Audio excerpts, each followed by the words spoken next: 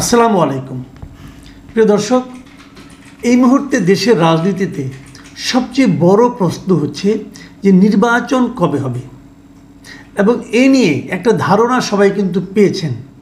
রাজনৈতিক দলগুলো পেয়েছেন, সাধারণ মানুষও পেয়েছেন। কে দিয়েছে ধারণাটা?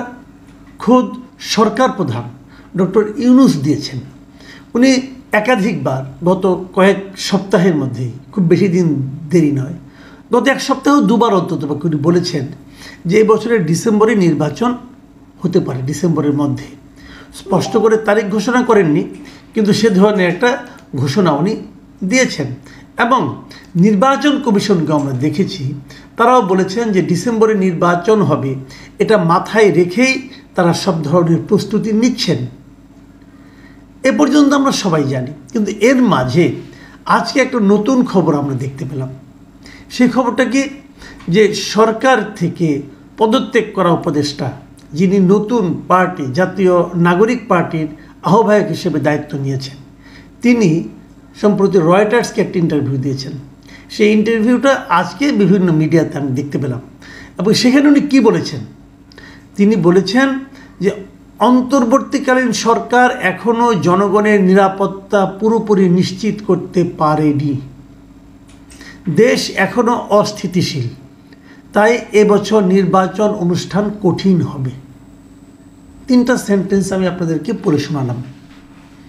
এই তিনটা সেন্টেন্স নিয়ে আমি কথা বলবো আজকে। আসলে সেটা হলো, উনি প্রথমত বলেছেন এই অন্তর্বর্তীকালীন সরকার এখনও জনগণের নিরাপত্তা পুরোপুরি নিশ্চিত করতে পারেনি।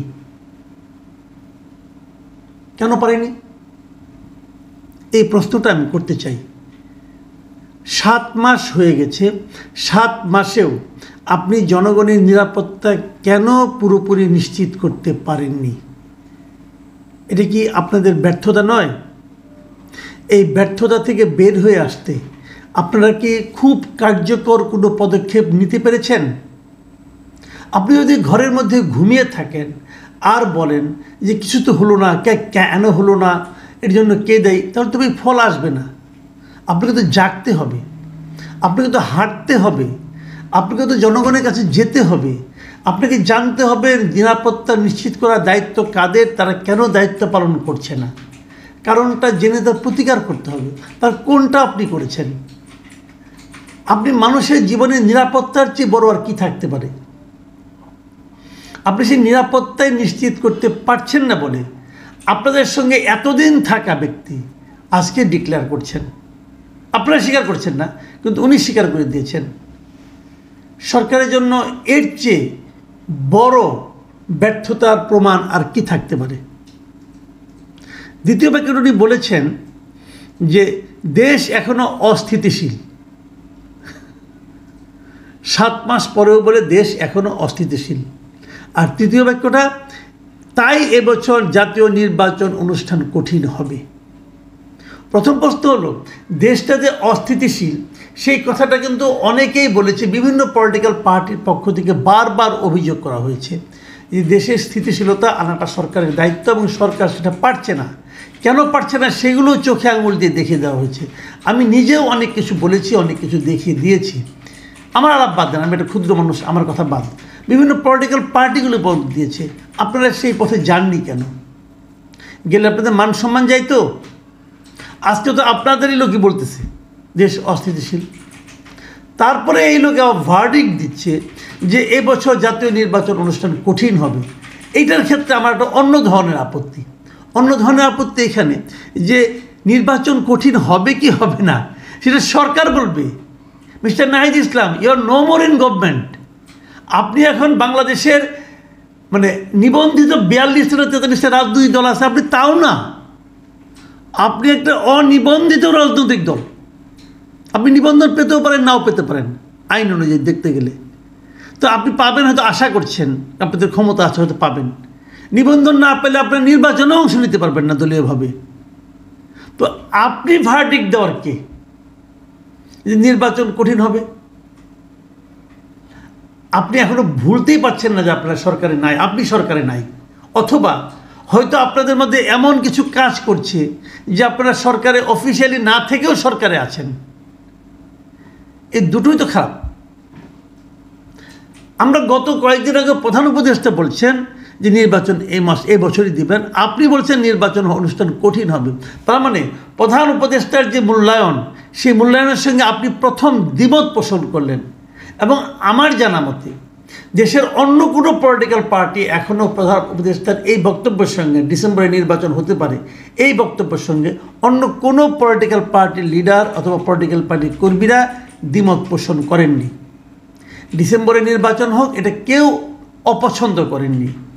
আপনি প্রথম আপনার বক্তব্য দিয়ে এক্ষেত্রে একটা সন্দেহের কথা বললেন। আচ্ছা, এবার আসুন আমরা ভাবি এমন একটা সন্দেহ উনি কেন করলেন? আসলে এই ছাত্রদের এই দলটা, তরুণদের এই দলটা অথবা নাহিদ ইসলামের এই দলটা আসলে তারা কি চায়? এই ধরনের সন্দেহের মাধ্যমে তারা আসলে তাদের মনের যে আকাঙ্ক্ষাটা সেটা ব্যক্ত করে দিয়েছে। সেই আকাঙ্ক্ষাটা কি? তারা আসলে সময় চায়। তারা তাদেরকে নিজেদেরকে গুছিয়ে নেওয়ার জন্য আরও একটু সময় চায়।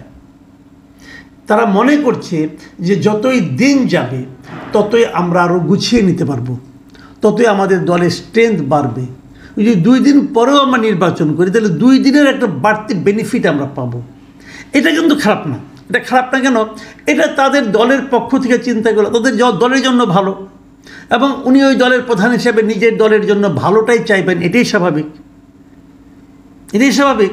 এবং আমি জানি, আমি যতটুকু বুঝি, বাংলাদেশে এখন এই পলিটিক্যাল অ্যারিনাতে 2 ধরনের ধারা বিরাজ করছে। একটা ধারা হলো তারা মনে করে যদি দ্রুত নির্বাচন হয় তাহলে তাদের সুবিধা হবে। এই ধারার শিরোমণি হলো বিএনপি। মানে বিএনপি মনে করে এখন যদি দ্রুত নির্বাচন হয় তাহলে তাদের জন্য সুবিধা হবে, দেশের জনগণ এখনও তাদেরকে পছন্দ করে অথবা সংখ্যাগরিষ্ঠ মানুষের সমর্থন তারা পাবে। আর বিএনপি এটা মানে কিনা আমি জানি না, যে যতই দেরি হবে তাদের জন্য ঝামেলা বাড়তে থাকবে। এটা কেন বাড়বে সেটাও বলি। এটা বাড়বে এ কারণে যে বিভিন্ন মাঠ পর্যায়ে বিএনপির অনেক লোকজন কিন্তু নানা ধরনের চাঁদাবাজিতে জড়িয়ে গেছে। বিএনপি কেন্দ্রীয়ভাবে চেষ্টা করছে সেগুলো থামানোর জন্য, অনেককে বহিষ্কার করছে, অনেক কিছু তারা করছে, কিন্তু তাদের খুব একটা ফল হচ্ছে বলে মনে হয় না। নির্বাচন যদি দেরিতে হয় তাহলে এই জিনিসটা কিন্তু বিএনপি ছাড়া অন্য অনেক রাজনৈতিক দলের জন্য আমি মনে করি কিছুটা বাড়তি প্লাস পয়েন্ট হয়ে দাঁড়াবে। এটা গেল একটা বিষয়। আবার দেখুন, নির্বাচন দেরিতে করার জন্য এই যে নাহিদ ইসলাম যে কথাটা বলেছেন, এই কথাটা তো নির্বাচনকে উনি পিছিয়ে দিতে যাচ্ছেন, বোঝা যাচ্ছে। ওনার দলের উনি একাই না, কিন্তু আরও নেতা, যেমন গত 2 দিন আগে আমরা দেখলাম যে সার্জিস আলম একটা কথা বলেছিলেন যে হাসিনাকে ফাঁসির মঞ্চে ওঠানোর আগ পর্যন্ত নির্বাচনের কথা কাউকে ভাবতে উনি মানা করে দিয়েছেন। তার মানে উনি নির্বাচনটাকে আরও প্রলম্বিত করতে চান। ওনারা তো বিরোধী দলে আছেন, ওনারা তো মাঠে আছেন, ওনারা কেন এখন নির্বাচনটাকে প্রলম্বিত করতে চান? এই প্রশ্নটা কিন্তু অনেক উঠবে। এই কারণেই ওনারা চান যে যত দেরি হবে তত ওনাদের পক্ষে মাঠ গুছিয়ে নেওয়াটা সহজ হবে। সেই দিকে তারা যেতে যাচ্ছেন। এখন শেষ পর্যন্ত কি হবে? আগামী সময়ে এই জাতীয় ঐক্যমত্য কমিশন যেটা হয়েছে এবং এটা ইস্যু করে এবং অন্য ইস্যুতে সরকারের সঙ্গে নিশ্চয়ই বিরোধী দলগুলো বসবেন, সেখানে ওনারাও একটা দল হিসেবে বসবেন। বসার পর ওনারাও বলবেন নির্বাচনটাকে পিছিয়ে দেওয়া হোক, আর অন্যরাও বলবেন নির্বাচনটা ডিসেম্বরেই করা হোক। সরকার কোন দিকে যাবে? সরকার কাদের কথা শুনবে? এই বিষয়টা কিন্তু সামনে আমাদের মতো দর্শক যারা আছেন তাদের জন্য দেখার বিষয়। আমরা দেখব সরকার আসলে কোন দিকে যান, এবং সরকার কোন দিকে যান তার উপর নির্ভর করে আমরা সরকারের কি চরিত্র সে সম্পর্কে একটা ধারণা করতে পারব। দর্শকদের অনুরোধ করব আগামী দিনগুলোর জন্য সতর্ক দৃষ্টি রাখা। আপনারা দেখুন, বুঝুন এবং সিদ্ধান্ত নিন। আল্লাহ হাফিজ।